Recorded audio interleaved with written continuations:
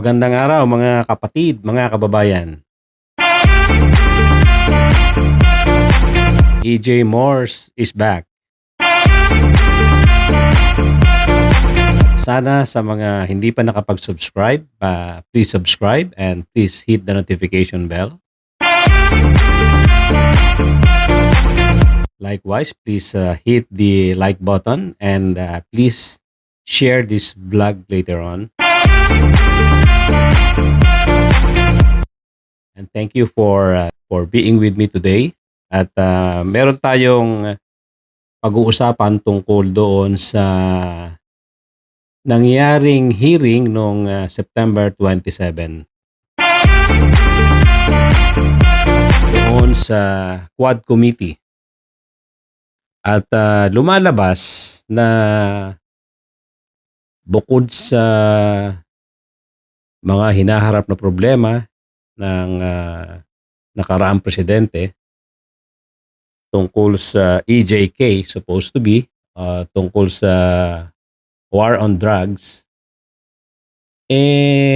parang may madadagdag na naman problema tungkol dito sa pagkakaipit ni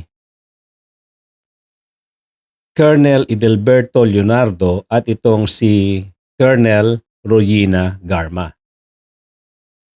Bakit natin nasabi yun? Kasi ang direksyon ng pag-iimbestiga ng Quad Committee ay mukhang hindi nila tinatantanan hanggat hindi ma-pin down at hanggat hindi umamin itong sila Colonel Garma at Colonel Leonardo na sila talaga ay very close sa dating presidente.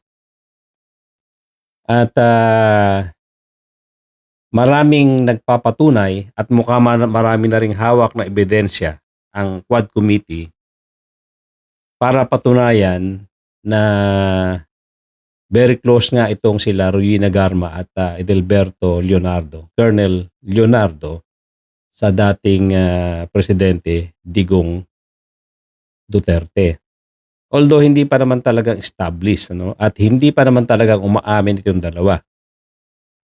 At ang masaklap lang nito, nung nakaraang araw, may lumabas na news at may recording pa na sinasabi ni Mon Tulfo, medyo close ito dati kay dating presidente, na nagkwento siya na minsan naimbitahan siya ni Digong Duterte doon sa bahay niya para magkahuntahan niya at kumain. Mukhang lumalabas sa paningin ni Mon Tulfo, may relasyon nga itong si Colonel Garma at si Digong Duterte. At kinantsawan pa nga daw niya ito na sa dinami-dami ng mga syota niya, sa mga naging girlfriend niya, ayon sa kanya, sa bibig niya nang galing to, bakit daw kumuha siya ng kamukha ni Garma na hindi naman daw maganda.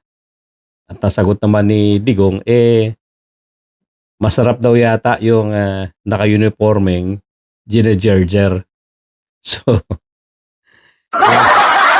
So yun ang isa sa mga nagpapatunay na may relasyon si former President Duterte dito kay Garma. At of course, isa rin ditong medyo mahirap tanggihan ay yung mga yung naging takbo ng karir ni Garma diyan sa Davao, na nagkasunod-sunod ang mga nakuha niyang advantage o nakuha niyang pabor sa former president. Lalo na nung ito ay biglang nagretiro ng napakaaga, 10 years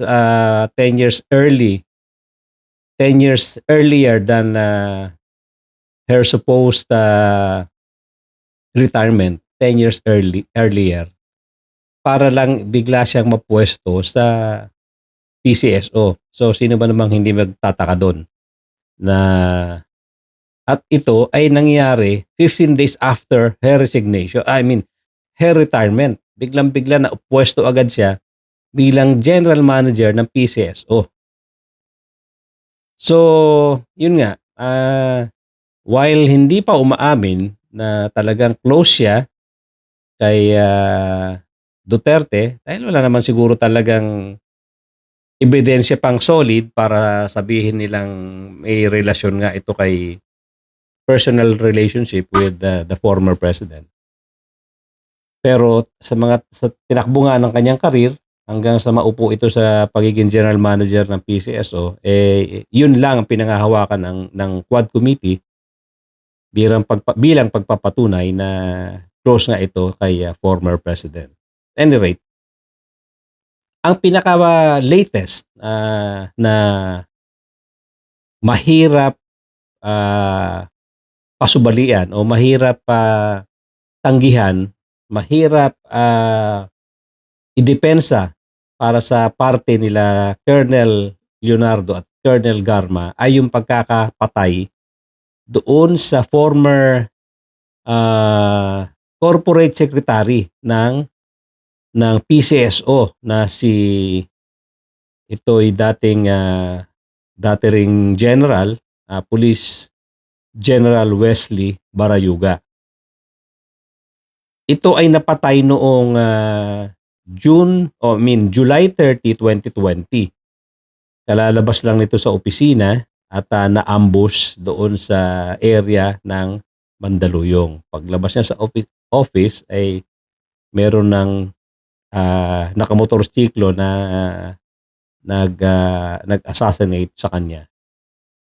Ngayon, paanong nako-connect dito sila Royina Garma at si Colonel Leonardo?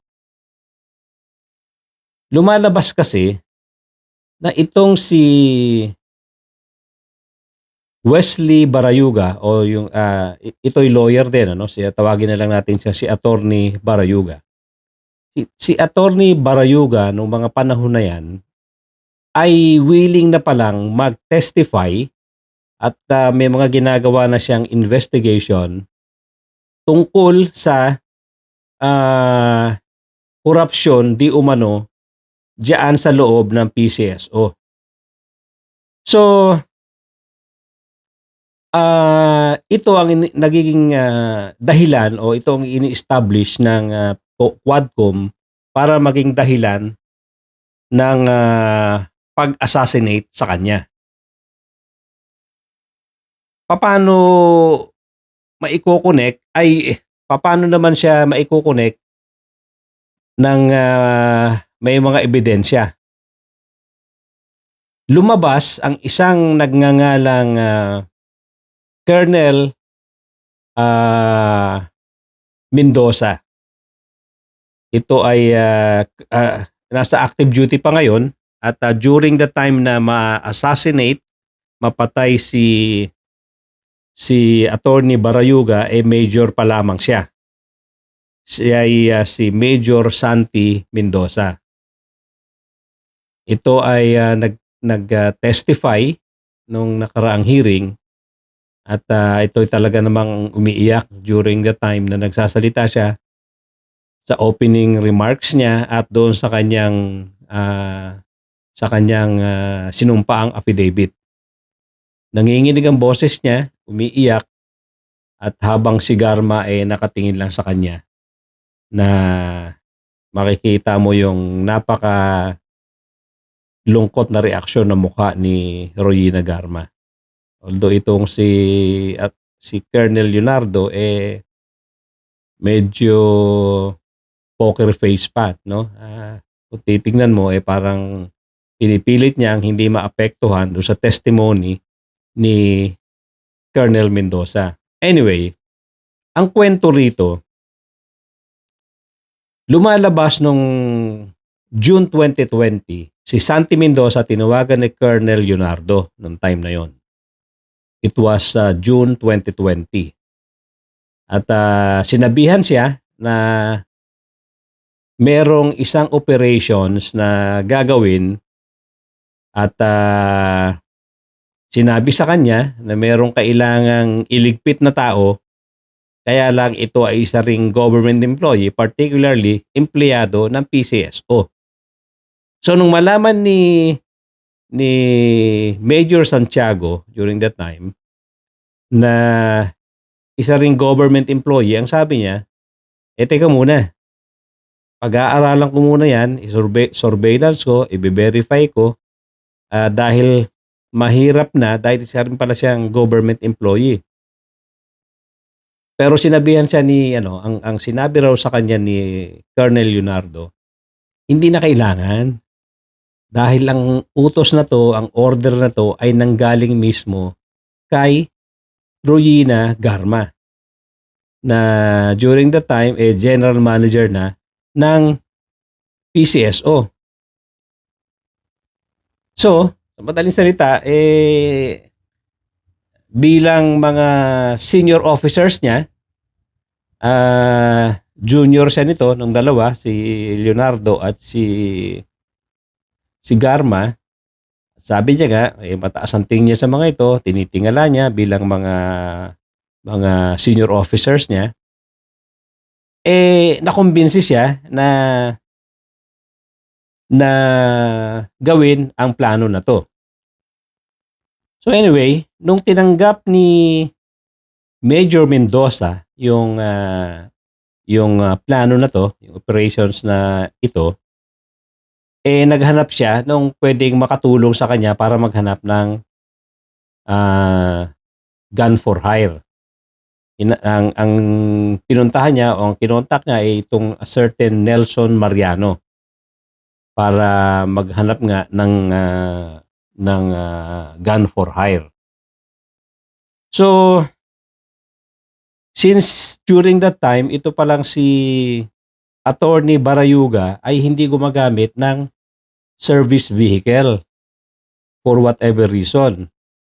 So medyo mahihirapan siyang ma-identify, medyo mahihirapan siyang magawa ng pattern yung kanyang pag-uwi since ito ay gumagamit lang ng nagko-commute lang, gumagamit ng public vehicle.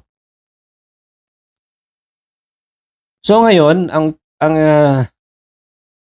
sa paikot-ikot ng investigasyon, sa pagbabasa-basa ng sa pag-interview sa mga witnesses, ang isa sa nagtanong o ang nagsabi na tungkol sa plano na ito o ang nag-elaborate ng plano na ito ay si Congressman Johnny Pimentel. Sinasabi niya na para ma-identify kaagad at magawa ng pattern itong si Attorney Barayuga sa kanyang pagpasok at pag-uwi sa bahay, ay inisyuhan daw ito ni Colonel Garma ng service vehicle. At yun nga, binigyan ito ng service vehicle na puting pickup truck. At during the time na ginagamit-gamit niya na yung pickup truck na yon, doon nagawa na siya ng pattern at nagkaroon na ng madaling identification kung siya nga nagawa siya ng identification para mapadali ang trabaho nitong sila Santi Mendoza. So, yung time na nagpaplano pa sila Santi Mendoza, pinadalhan pa siya ng picture nitong si Attorney Barayuga. Sinasabing nasa PCSO daw ngayon itong si Attorney Barayuga, nasa loob pa ng conference room during that time. Apparently, nanggaling kay Royina Garma yung picture na pinapakita na doon nga sa PCSO si Attorney Barayuga at ibinigay ni Colonel Leonardo ang picture na ito. So, nung time na yung araw ng July 30, inabangan na nga itong si Attorney Barayuga gun for hire na kinontak nitong si Nelson Mariano na siya naman kausap ni Major Mendoza. So nangyari nga ito, pinakita pa nga dun sa video at pinakita dun sa video kung paanong pinagbabaril itong si Attorney Barayuga. At anyway, pakinggan din natin yung mga sinabi ni Congressman Johnny Pimentel tungkol dito. During the hearing, ito yung sinabi ni Congressman Johnny Pimentel. In the committee report that we should file the necessary cases against those perpetrators when I cannot let justice not be served to the victims.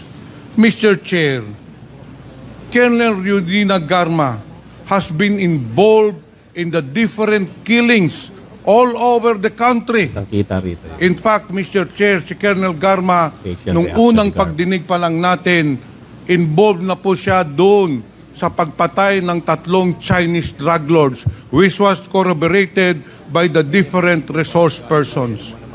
Nung si Colonel Garma din ay na-assign doon sa Cebu City, there were 198 killings as recorded and as reported by Mayor Tommy Esmeña. And ngayon po, klarong-klaro po na ang mastermind ng pagpatay kay General Barayuga walang iba po kung hindi si Colonel Garma in cooperation, in cahoots with Colonel Leonardo. So yan, mga kapatid, mga kababayan. Talagang inaccuse na siya, silang dalawa, ni Congressman Johnny Pimentel. So, yung time na yon na pagkatapos ng i-assassinate si si General Wesley Barayuga, tinawagan nga itong si Mendoza ni Leonardo. At sinabing may ibibigay daw sa kanya na galing kay Eudina Garma. At lumalabas, ito yung payment na 300,000. Yun ang napag-usapan na presyo. At nang iabot na kay Mendoza yung pera, hindi ko alam kung kanino instruction, pero ang naiwan sa kanya, or siguro yun ang kinuha ni Santi Mendoza, naiwan sa kanya yung 40,000. Yung 60,000 binigay kay Nelson Mariano at yung remaining, yung 200, ay para doon naman sa gun for hire o doon sa bumaril. So, ganun ang naging distribution nung pera. Ngayon, saan naman pumapasok yung sinasabing korupsyon? Ano ang detalye ron? Meron din sila na pag-usapan tungkol dito. At tingnan natin kung makukuha natin yung video tungkol dito sa pagpapapalit ng pera. I mean, sa paanong dumaloy ang pera galing sa PCSO palabas at naipapadala pa sa Amerika. Allegedly, ang sabi ng witness, nang gagaling sa PCSO, kinukuha ng tao na napag-uutusan nila, yung Captain Anuba, na siya ang kumukuha ng pera sa PCSO at kino-convert into dollars. Kino-convert into dollars pagkatapos yung dollars na yan binabalik daw ni Anuba doon sa tao ni Garma na taga PCSO at pinapadala umano papuntang Amerika. Siguro doon probably doon idinideposit yung dollars. At ayon kay Captain Anuba, by the way, ito yung mga iba pang resource persons na kinuha ng Quad Committee. Although itong si Captain Anuba mukhang marami pang tinatago. Hindi pa siya talagang 100% nagsasabi ng katotohanan. Marami pa siyang iniipit na information. Anyway, ang sinabi niya, dalawang ang pinakamalaking amount na nakuha niya ayon sa pagkakatanda niya, isang 20 million pesos at isang 30 million pesos. At marami daw na mas maliliit na amount ang kanyang kinuha para i-convert into dollars. So tingnan natin, hanapin natin. Merong mga Ito, pakinggan natin impormasyon kami natanggap na ikaw si ay Congressman Acop. nagpapapalit ng peso to dollars dito po sa Maynila. Totoo ba yun? Yes, sir. Totoo. Si Captain. Yes, sir. Sino po ang nag-utos para magpalit ka ng peso to dollars? Tumatawag po sa akin, sir. Ano no? May tumatawag lang, sir. Sino po yung tumatawag sa iyo? Si Sir Belela, sir. Si? Sir Belela po. Si Sir Belela po. Yan, Sir, Colonel si Sir Belela. Belela. Dating husband Siya ang ni tumatawag sa Colonel iyo Garma. para magpapalit ka ng dolyar. Noong tumatawag ba siya sa iyo? Noong panahon na nandun siya sa United States of America? Yes, sir. So, for a long distance? Viber po, sir. Viber? Yes, sir. Viber. Text o tawag? Tawag, sir. Tawag. So, tawag. Ang inutos niya sa iyo, magpapalit ka ng peso to dollars. Mm, Ano naman, sir? Pag Hindi makasagot ang diretso. Ito si Captain. Yes, sir. Yes. So, tumatawag siya para mag-convert. Saan mo naman kukunin yung peso na i-convert mo sa dollars? Sa PCSO building, sir. Sa PCSO building. Hindi naman pwedeng magbigay ng pera yung PCSO building eh. Kasi, siyempre, tao ang magbibigay ng pera. Di po ba, Captain? Yes, sir. Sino po ang nagbibigay ng pera sa iyo para i-convert mo sa dollars papuntang US of A kay Colonel Vilela? Sino po? Mga security po niya, sir. Ano Mga po? Security po ni Sabihin GM, sir. diretso. Security GM, sir. ni Madam Garma. Yes, sir. Sa dinami-dami ng security ni Madam Garma na galing sa CIDG, meron pa ang team ng NBI noon dyan eh. Sino sa kanila? Sino Alam sa niya mga ni Acop security ang Kung alam niya na yung nagbibigay sa iyo? mga Si ebidensya, Sergeant Ovalle, kung may sir. hawak na siya. Sergeant Ovalle, sir. Ovalle. Sergeant Ovalle, sir. Yung tinanong kanina ni Honorable Fernandez na kasama sa grupo na nandun sa PCSO. Yes, po, sir. Yes. Now, Unting pinaamin yung ko mga- pagbibigay pero o may hawak pagkukuha na mo silang ng pera doon ebidensya. sa taong yon, regular ba? When I say regular, is it weekly, 15 days, monthly, or 6 months? Hindi naman, sir. Ano? Hindi regular, sir. Paano? Ilang beses halimbawa sa isang buwan? Wala, sir. Walang takdang, ano, sir. Walang takda. Walang takda po. So, ibig mong sabihin, Captain Nova, na pupunta ka sa PCSO, kumukuha ka ng pera doon para i-convert mo sa dollar at ipapadala mo kay Colonel Vilela. Paano mo pinadadala yung pera na yun? Pakiulit po, sir. Paano mo ipinadadala yung na-convert Hirap na talaga pera magsinungaling, ano? papunta kay Colonel Binabalik ko Vilela? lang din, sir, kung Ingat sino na ingat nagbigay, sa sir. magsalita. Ha? Binabalik ko lang din, sir, kung sino nagbibigay. Binabalik mo doon sa Kung sino nag-abot, sir. nag-abot sa'yo. Yes, So, sir. ibig sabihin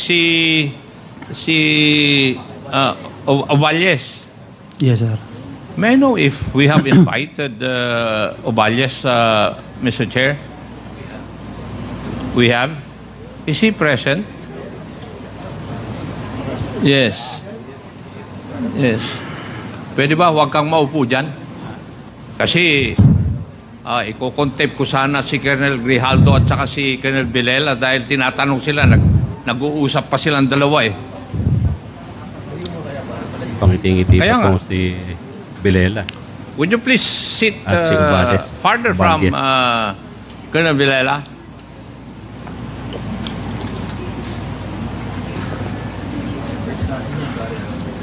Arrogante itong mga ito.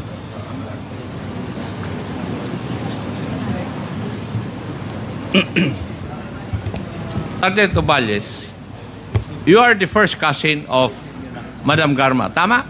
Yes, Your Honor. Good morning. Yes, okay. May establish lang yung relationship. Narinig mo yung kasagutan ni Captain Anuba sa aking mga katanungan. Narinig mo? Yes, Your Honor. May katotohanan ba yung sinabi niya? Wala po. Grabe yung dinaya, no? Wala. Yes, Your Without Honor. blinking an Wala. eyelash. Yes. O Captain, sinabi nung sarhento, ikaw daw ang sinungaling. Ako po yung nagsasabi ng totoo. Ako po yung nagsasabi ng totoo. Ilapit mo. Sinasabi ko lang po yung totoo, Your Honor. Ha? Sinasabi ko lang po yung totoo. Alam mo, Sergeant Ovalles, mas paniniwalaan ko ito. Bakit? So, ganyan lang muna yung ating video. So, yan lang muna ang ating ipaparinig sa inyo. At, pero, ang essence nito, parang napakalalim pa nung mga dapat nating malaman tungkol dito sa involvement sa korupsyon at crimes ng nakaraang administration. Napakalalim ng involvement nitong si Colonel Garma at si Colonel Leonardo. At ito na nga, may lumalabas ng mga witnesses. Hindi natin alam kung hanggang kailan tatagal itong sila Garma at si Leonardo sa pagdi-deny. At of course, yung Colonel Villela, nagdi-deny din. Kaya lang, hindi ko alam kung hanggang saan sila tatagal sa pagdi-deny nga ng mga katotohanan dahil ipit-ipit na rin sila dito. At mukhang may iba pang witnesses na ilalabas ang Quad Committee at malamang-lamang may mga witnesses sila na mga kabats nitong sila Colonel Garma. Kabats nitong sila Colonel Leonardo. Yun ang parang lumalabas sa salita nitong sila Congressman Pimentel at Congressman Paduano.